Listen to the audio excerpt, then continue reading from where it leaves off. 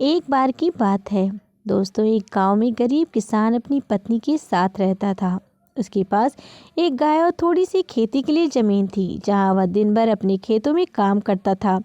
तब कहीं जाकर उसे खाने के लिए अनाज हो पाते थे।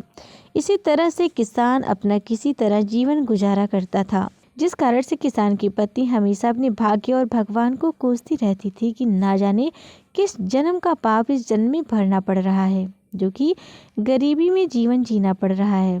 पत्नी की बातों को सुनकर किसान मन ही मन खुद को और अपने भाग्य को कोसता रहा। ना जाने कब उसकी किस्मत भाग्य में बदलेगी। एक दिन की बात है, दोपहर का समय था। किसान खेतों से आकर अपने घर पर अपनी पत्नी के साथ खाना खाने जा रहा था कि इतने में एक साधु महाराज भिक्षा मांगते हुए उसके दरवाजे पर पहुंचे और भिक्षा मांगने लगे।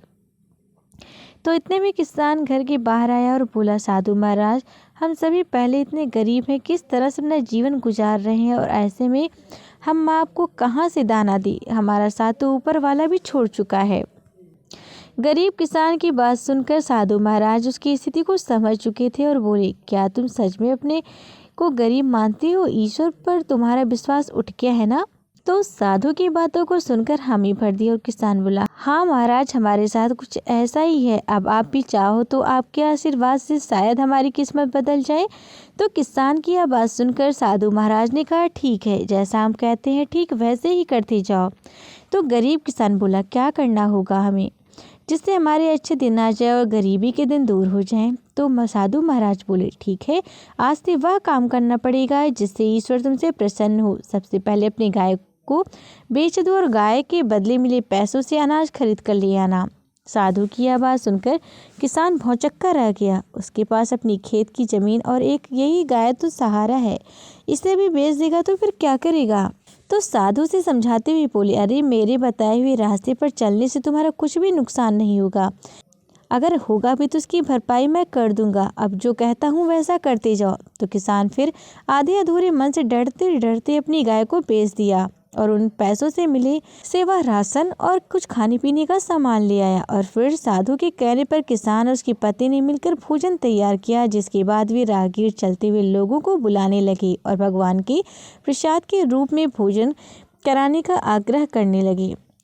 फिर जो भी उधर से गुजरता गरीब किसान उन्हें भरपेट भोजन कराते, जिससे राहगीर काफ़ी खुश होते और उन्हें इस नेक कार्य के लिए ढेर सारा आशीर्वाद और अपनी इच्छा अनुसार धन भी देते, जिससे वे फिर से मिले इन पैसों से लोगों को भोजन कराए। इस तरह साधु महाराज के कहने पर यह रोज का सिलसिला चलने लगा। हर दिन गरीब किसान अब मिले पैसों से भोजन प्रबंध करते, जिससे राह चलते लोग प्रतिदिन उसके यहाँ भोजन करते और दान के रूप में किसान को कुछ न कुछ जरूर दे जाते, जिससे गरीब किसान के दान की बात धीरे धीरे दूर तक फैलने लगी थी। फिर धीरे धीरे बड़े बड़े नगरों के सेठ, साहूकार, व्यापारी, राज दरबारी, जो कोई भी उस गांव से गुजरता उस किसान के यहाँ ही भोजन करता और बदले में किसान को इस महान कार्य के लिए ढेर सारा धन भी दी जाता, जिससे धीरे धीरे गरीब किसान मिले पैसों से अमीर होने लगा और अब एक गाय के बदले कई सारी गाय खरीद लाया और अपने भोजन कार्य को भी बढ़ाने लगा। अब किसान मन ही मन खुश होने लगा था। उसे अपने बदलती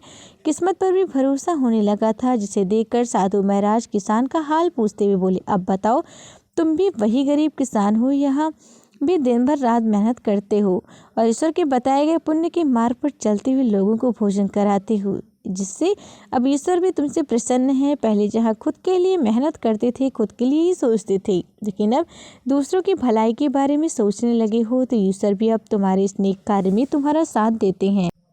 यानी हम सभी ईश्वर को कोसते तो जरूर हैं, लेकिन ईश्वर के बताए मार्ग पर चल नहीं सकते। ईश्वर से पाने के लिए कोई इच्छा तो रखता जरूर है, लेकिन पहले ईश्वर के आशीर्वाद पाने के लिए खुद को वैसा बनाना पड़ता है। यानी हम जैसा करते हैं अपने कर्मों के अनुसार ही हमें भाग्य का निर्धारण होता है। साधु की यह बात को सुनकर किसान को अब समझ में आ गया था, अगर सच में जीवन में अमीर बनना है तो सबसे पहले अपनी सोच बदलनी होगी। अपने लिए तो हर कोई जीता है, यदि हम दूसरों के लिए जीना शुरू करें तो ईश्वर हमारी सहायता जरूर करेंगे।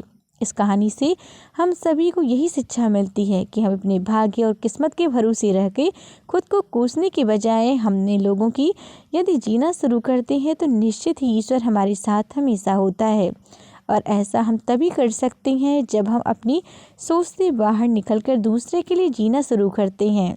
हमारे समाज में ऐसे अनेक महापुरुषों के उदाहरण मिल जाएंगे जो कि इस समाज के लिए जिए, जिस कारण से उन्हें हर कोई जानता है, जो सिर्फ अपने लिए जीते हैं।